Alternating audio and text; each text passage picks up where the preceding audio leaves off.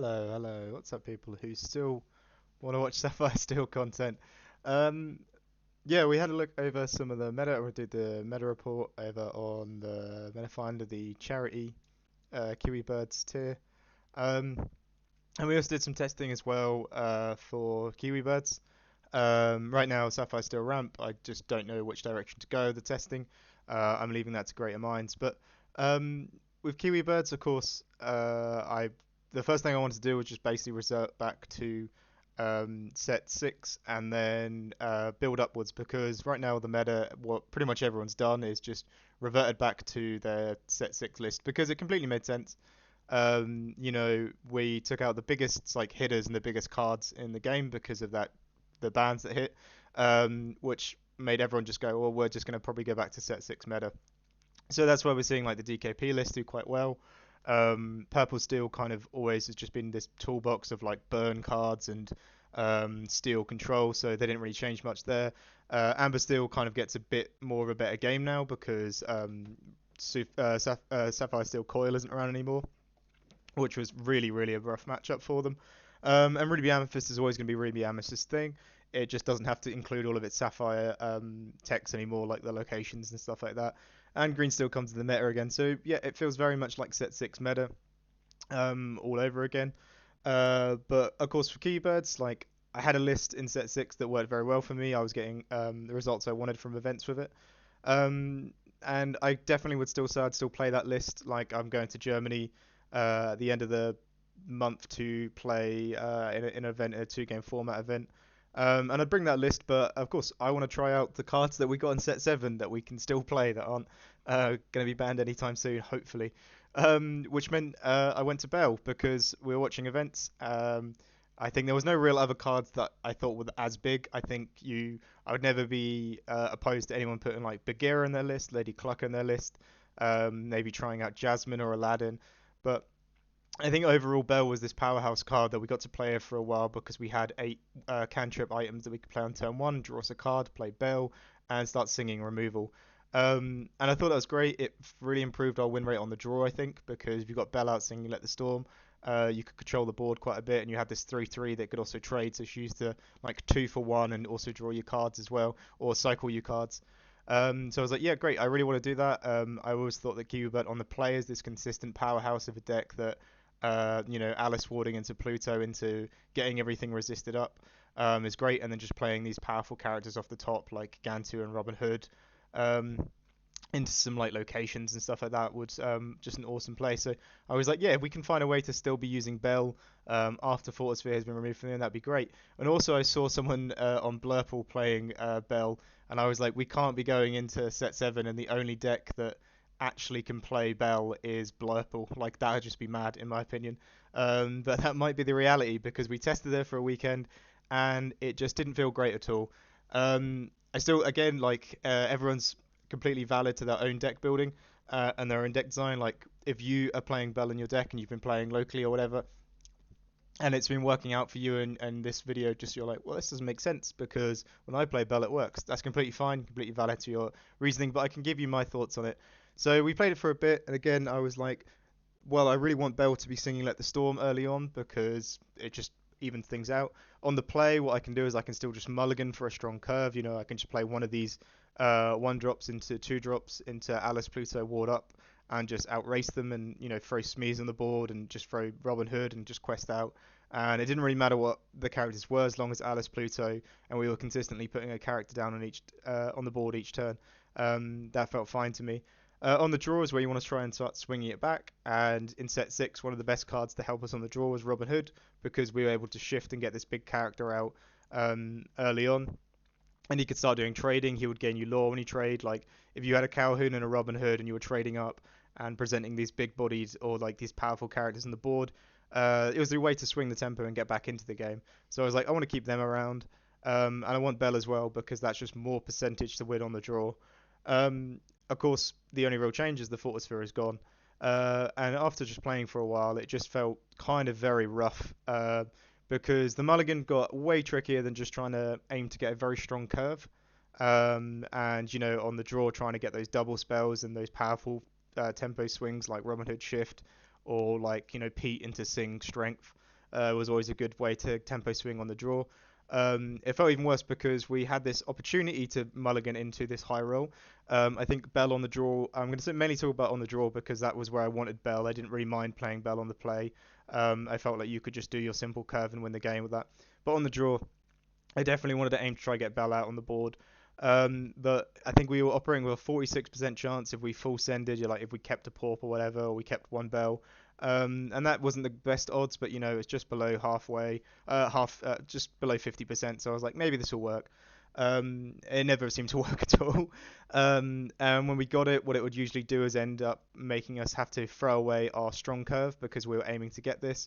And the hand didn't really land out as well. And also before when we had Hiram, if we were to just find the Porp and we didn't get the Bell, we also had this payoff where we'd get two resources back, we get two card draw later on in the game. So it didn't feel bad just to play a Porp. A lot of the times you do one drop, two drop, but this is pre-ban. You do one drop, two drops, and then like on three you play a two drop and Porp, and then on four you can play Hiram. And then you could just out resource people, and you were this aggressive curve deck that was actually just also out resourcing people. Now it's not what you're doing. The Porp School's only real value is to get Bell down in turn one.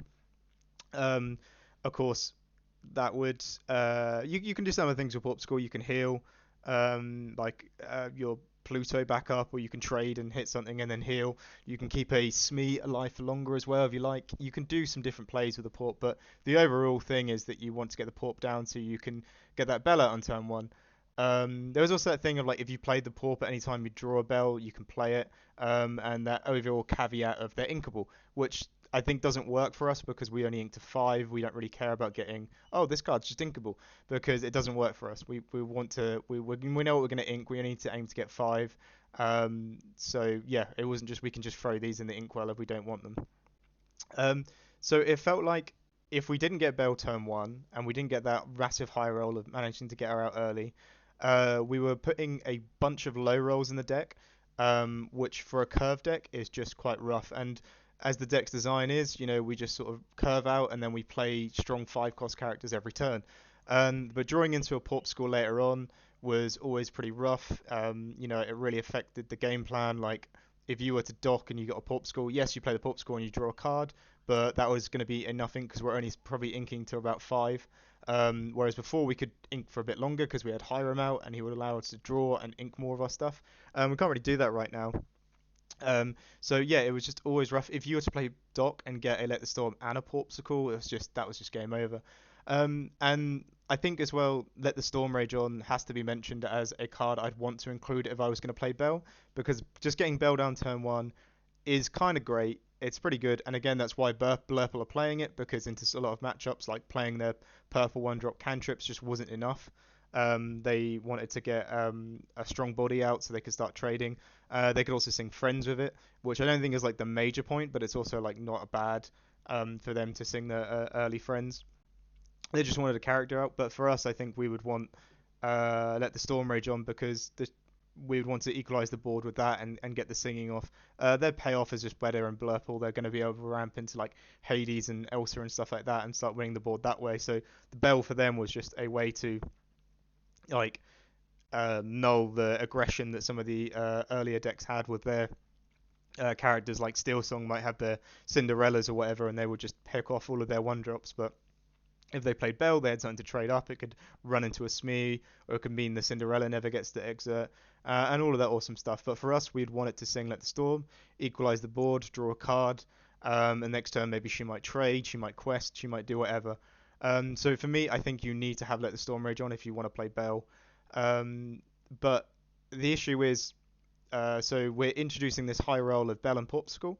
A lot of people are equating it same. It's the same maths as Diablo. It's probably even better maths than Diablo, because Diablo requires 1-drop, 3-drop, and it requires also that you have an action in hand. Of course, in ours, we would probably want an action like there's still more strength on. But overall, if you just want the Bell turn 1, you didn't need the action to actually make that happen. But the issue with that is their getting Diablo out can be game winning. The fact that they get such huge card advantage, it's this thing that it's really hard for people to answer because it's got evasion, is amazing. Us getting Bell down turn 1 might make a very impactful turn 1, but with a full mulligan for it, and we don't really have a turn 2 or turn 3, we're not doing what the deck actually does, which is play a strong curve.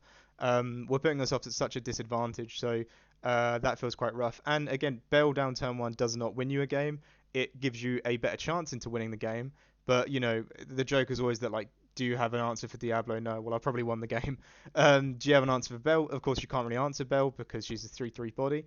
But if they don't answer it, maybe they just don't play some characters. They just keep playing their lines for a bit more, and then they'll answer it with like a rush character or like sing strength from a character that like Amber Steel could. So having that high roll, but not having as much of a payoff as something like Diablo, it's just I don't think it's worth including the card, to be honest with you.